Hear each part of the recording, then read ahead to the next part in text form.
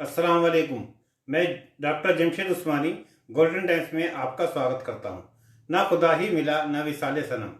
इस्लाम दुश्मन ताकतों के इशारे पर वसीम रिजवी ने तौहीन कुरान करके सोचा था कि इसके जरिए वो शिया और सुन्नियों को आपस में लड़ाकर हुकूमत वक्त की नज़र में अपना कद ऊंचा करके इक़्तिदार में कुछ हासिल कर लेगा।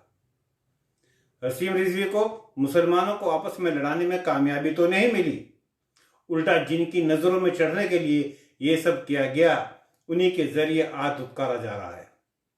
बीजेपी नेता और बिहार सरकार में वजीर शाहनवाज हुसैन के जरिए वसीम रिजवी को बुरा भला कहना वैसे तो शाहनवाज हुसैन का जाती बयान है, पर सियासत पर नजर रखने वालों का कहना है कि ये सब कुछ शाहनवाज हुसैन ने पार्टी हाईकमान के इशारों पर किया है। देखिए, जिस तरह का ओछा और घटिया बयान कुरान शरीफ के बारे में वसीम रिजवी ने दिया है उसकी घोर निंदा करते हैं। भारतीय जनता पार्टी कुरान शरीफ सहित सारे धर्म ग्रंथ का सम्मान करती है।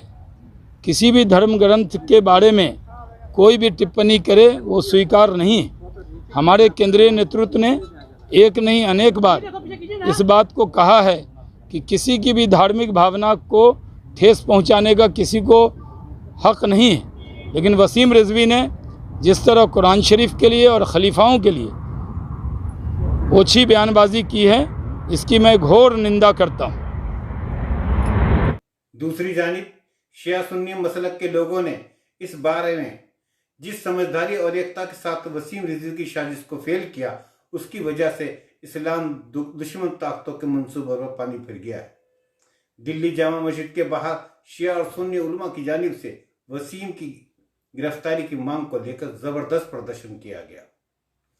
इस मौके पर सुप्रीम कोर्ट के सीनियर वकील महमूद पराचा ने कहा कि वसीम रिजवी मुस्लिम मुखालिफ और देश मुखालिफ इंटरनेशनल साजिश है जिसके लिए सामने आके गलीस आदमी आ रहा है। इसमें हमारी जो लड़ाई है वो इससे नहीं है जो सामने शक्ल है, जो इसके पीछे हैं, जो हमारे मुल्क भारत को कमज़ोर करने की ताकतें हैं, जो चाइना में बैठी हैं, जो इसराइल में बैठी हैं, जो पाकिस्तान में बैठी हैं, जो अमेरिका में बैठी हैं और जो नागपुर में बैठी हैं, उन सभी ताकतों को अरेस्ट कराया जाएगा कानून के तौर पे और सैकड़ों साल की सजा होने वाली है सबको, ऐसा भारत का संविधान और कानून कहता है। तो ये जो सामने चेहरा है इसको आप सब लोग भूल जाएं। असल में जो इसके पीछे हैं उनको पकड़ने के लिए भारत का कानून बेकरार है। आप सब लोग बहुत जल्दी देखेंगे ये सभी लोग जेलों में जाएंगे और सैकड़ों साल तक जेल में रहेंगे इंशाल्लाह। शिया आलिम दीन मौलाना कल्बे जवाद नकवी ने प्रेस से कहा कि वसीम रिजवी का मकसद दंगा कराना था जिसमें उसको कामयाबी नहीं मिली। नारे तकबीर, नारे तकबीर, अल्लाहू अकबर। हुकूमत से मुतालबात क्या हैं? आज काफ़ी तादाद में लोग यहाँ मौजूद, आपको लखनऊ से आना पड़ा, हुकूमत से क्या मुतालबात है? हुकूमत से हमारा यही मुतालबा है कि इसको देशद्रोही डिक्लेयर किया जाए वसीम रिजवी को, और उसके ऊपर NSA लगा के मुकदमा चलाया जाए, क्योंकि इसके ऊपर एक 153A का मुकदमा पहले से कायम है। और मैंने बार बार कहा है कि यहाँ दिल्ली में एक शर्जील इमाम थे, उनके ऊपर जब 153A का मुकदमा लगाया गया तो दूसरे दिन उनको गिरफ्तार कर लिया गया, और उसके ऊपर 10 महीने से ये मुकदमा चल रहा है। FIR है, गवर्नमेंट से भी इजाज़त है, गवर्नर साहब से भी इजाज़त है, चीफ सेक्रेटरी से भी इजाज़त है, इसको क्यों नहीं पकड़ा जा रहा है? इसको क्यों नहीं गिरफ्तार किया जा रहा है? नहीं, बयान वापस हो ही नहीं, क्योंकि ये मुर्तद हो चुका है, नजीस हो चुका है ये। अब बयान वापस ले चाहे ना ले, इसको सज़ा मिलना चाहिए और सज़ा मिल कर रहेगी इंशाल्लाह। इसको सज़ा मिलना चाहिए कि बयान वापस लेने से कोई रिजल्ट नहीं होगा कि वो माफ़ कर दिया जाएगा। वो अब माफ़ करने के लायक नहीं है, सिर्फ और सिर्फ सज़ा के लायक है। वक्फ बोर्ड चेयरमैन रहते हुए बहुत सारी प्रॉपर्टी उन्होंने कब्जा की, सेल की, क्या उससे बचने के लिए कोई स्टंट तो नहीं है? हाँ, अभी उसने इलाहाबाद में भी एक बहुत बड़ा इमामबाड़ा गिराया, उसमें करोड़ों का उसने कॉम्प्लेक्स बनाया, इसी तरह से उस पर अरबों की प्रॉपर्टी बेची है। और उसी से बचने के लिए, और CBI जांच भी बैठ गई है, उससे बचने के लिए कट्टरपंथियों को अपने हिमायत में करने के लिए इस तरह के बयान दे रहा है। लेकिन अल्लाह का शुक्र है उसमें नाकाम हो चुका है, और इंशाल्लाह उसकी जगह जेल है, जेल ही में वो मर के और वहीं सड़ के इंशाल्लाह निकलेगा वहाँ से। हुकूमतों की शय की वजह तो नहीं है जो इतना आगे बढ़ गए हैं, ये हम बेरुमती करने की कोशिश की गई? शायद तो नहीं कह सकते, लापरवाही जरूर कह सकते हैं कि इसको बहुत पहले बंद कर देना चाहिए था। लापरवाही की हुकूमत ने, अब उस लापरवाही को ख़त्म होना चाहिए, उसको फ़ौरन जेल के अंदर भेजना चाहिए। बहुत सारी जेल के मदरसों अंदर, में हाँ। आतंकवाद पढ़ाया जाता है, ये सब चीजें ये सब, हाँ, ये किया, क्या सब एक्शन पहले झूठी। लिया जाता तो बहुत शायद ये पहले लेना चाहिए था एक्शन, जो इसने फसाद फैलाने की कोशिश की थी, बहुत पहले एक्शन लेना चाहिए था, एक्शन नहीं लिया गया। और अब भी एक्शन अगर नहीं लिया गया तो अगर दंगा कहीं फैलता है, कहीं खून खराबा होता है, तो उसकी जिम्मेदारी गवर्नमेंट पर भी होगी। दाखिल करने के बाद आखिरी सवाल उन्होंने फिर एक वीडियो मैसेज जारी किया, उसमें कहा कोई कंधा नहीं देगा, 4 दोस्त हमारे हैं, पहुंचा देते यार बेशर्मी नहीं कही जाएगी या उनका एहसास नहीं इस बात का नहीं, हो रहा कोई कंधा दे के लेके कहाँ जाएंगे, नाले में ले जाएंगे। कंधा लेके कहाँ जाएंगे, 4 कंधा देने वाले हैं तो नाले ही तक ले जाएंगे इंशाल्लाह उसको, और कहीं जगह उसको नहीं मिलेगी। नारे तकबीर, नारे तकबीर, या रसूल अल्लाह। आप सब हजरात बेइंतहा शुक्रिया कि आप हजरात जो है यहाँ पर एक इंतहाई अहम मसले में यहाँ के ऊपर जमा हुए, और वसीम रिजवी की इस्लाम दुश्मन ताकतों के एक आलाकार की, उसके एजेंट की ये कोशिश थी कि शिया सुन्नी आपस में लड़ जाए और पूरे हिंदुस्तान में कुछ तो खून हो जाए और खून के दरिया बह जाए। लेकिन अल्लाह का शुक्र है, लाख लाख शुक्र है कि उसकी चाल उल्टी हो गई और उसकी चाल नाकामयाब हो गई, क्योंकि अल्लाह का ऐलान है कि वो मकरू व मकर अल्लाह वल्लाहु खैरुल माकिरीन। अगर तुम मकर करने वाले हो तो तुम्हारे हर मकर का तोड़ करने वाला अल्लाह मौजूद है। जिंदाबाद, जिंदाबाद, जिंदाबाद। अब देखिए, एक मिसाल मैं देना चाहता हूँ, क्योंकि बहुत से लोग बहकाते हैं कि शिया सुन्नी इत्तेहाद कैसे हो पाएगा, शिया सुन्नी इत्तेहाद कैसे हो पाएगा। अरे साहब, सारे सुन्नी शिया हो जाए तभी इत्तेहाद होगा, या सारे शिया सुन्नी हो जाए तब इत्तेहाद होगा। ये इत्तेहाद के क्या मानी, लिहाजा हम इत्तेहाद को नहीं मानते, यूनिटी को नहीं मानते। नहीं, मैं एक मिसाल देना चाहता हूँ जिससे छोटे से छोटा बच्चा भी बात समझ जाएगा। क्योंकि बहकाया ये जाता है कि साहब क्या हम अपना अकीदा छोड़ दें, हम अपना मसलक छोड़ दें, शिया सुन्नी सबके सब हो जाए इत्तेहाद, सुन्नी शिया हो जाए इत्तेहाद। नहीं, ये हमारा मतलब नहीं इत्तेहाद का। देखिए, यहाँ सब समझदार लोग हैं। देखिए, कैंची के 2 फल होते हैं, कैंची के 2 फल होते हैं, दोनों फलों का अलग अलग अपना वजूद होता है, उनका अपना अलग अलग शिनाख्त होती है, उनकी अपना अलग अलग अस्तित्व होता है। तो सुनिए, बच्चे भी सुने, जवान भी सुने, कैंची के जो 2 फल होते हैं, इनका दोनों का अपना अपना वजूद है, अपनी अपनी पहचान है, अपना अपना अलग वजूद है, दोनों अलग अलग हैं। मगर यही कैंची के 2 फल जब आपस में मिल जाते हैं, जब आपस में मिल जाते हैं तो दरमियान में जो चीज आती है वो कट जाती है।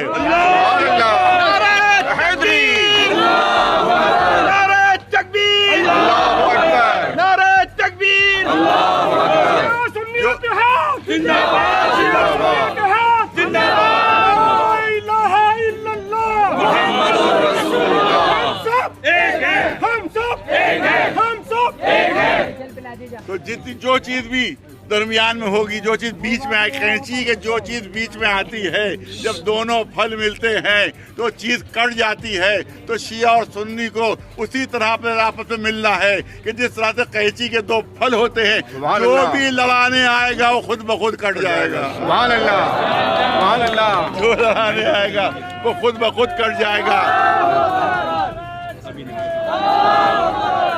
अभी हमने बात की कि अल्लाह हमारा एक है, कुरान मजीद हमारा एक है, काबा हमारा एक है, रसूलुल्लाह हमारे एक है। तो जब सब एक है तो हम सबको भी एक हो जाना चाहिए। हम सब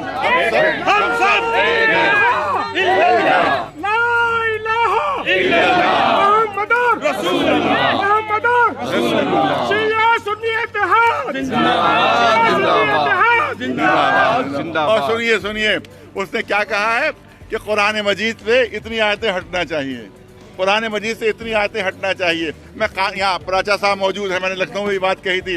देखिए, हर जगह का कॉपीराइट होता है, पूरी दुनिया में कॉपीराइट है, पूरी दुनिया में कॉपीराइट है।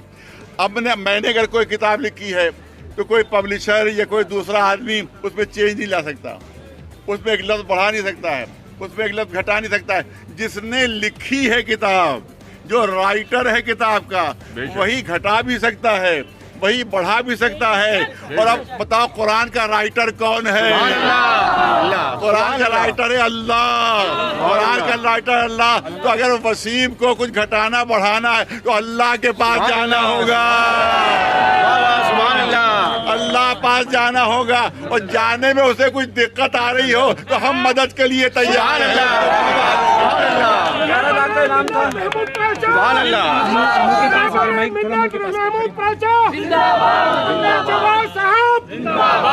बुखारी साहब जिंदाबाद, हम सब एक हैं, हम सब एक हैं, शिया सुन्नी इत्तेहाद जिंदाबाद। हमने अहमद बुखारी साहब अहमद बुखारी साहब को भी दावत दी है कि उन्होंने दावत हमारी कबूल भी कर ली है कि इंशाल्लाह वो लखनऊ तशरीफ ले जाएंगे और वहाँ इंतहाई अजीम शान लाखों का और मिलियंस का वहाँ जलसा होगा कि जहाँ के ऊपर हम मुसलमान जो हैं वो कुरान की हिफाजत के सिलसिले में ऐलान करेंगे कि कुरान का एक लफ्ज़ न बदल सकता है, न एक हर्फ बदल सकता है, न एक ज़ेर बदल सकता है, न एक ज़बर बदल सकता है, क्योंकि अल्लाह ने इसकी हिफाजत का ऐलान किया है। तो जिसका मुहाफिज अल्लाह हो उसको कोई ज़लील हकीर बंदा तब्दीली नहीं ला सकता। लिहाजा इंशाअल्लाह ये ज़लील होकर रहेगा। और तमाम शिया उलमा ने ऐलान कर दिया, सुनिए सुनिए, तमाम शिया उलमा ने ऐलान किया है कि वसीम रिजवी शियत से खारिज है, इस्लाम से खारिज है, ये मुसलमान नहीं है, ये मुसलमान नहीं है। जब मुसलमान नहीं है तो न ये किसी मुस्लिम कब्रिस्तान में दफन हो सकता है, न कोई इसका नमाज जनाजा पढ़ा सकता है, न ही किसी मस्जिद में आ सकता है, ये न किसी दरगाह में आ सकता है, न किसी शादी ब्याह में शिरकत कर सकता है, न किसी मुस्लिम कब्रिस्तान में दफन हो सकता है। इसने खुद वसीयत की है कि मुझे जलाया जाए, लिहाजा इंशाअल्लाह ये जलाया जाएगा। और जब ये जल जाएगा तो हम कहेंगे कि पहुंची वहीं पर खाक जहाँ का खमीर था।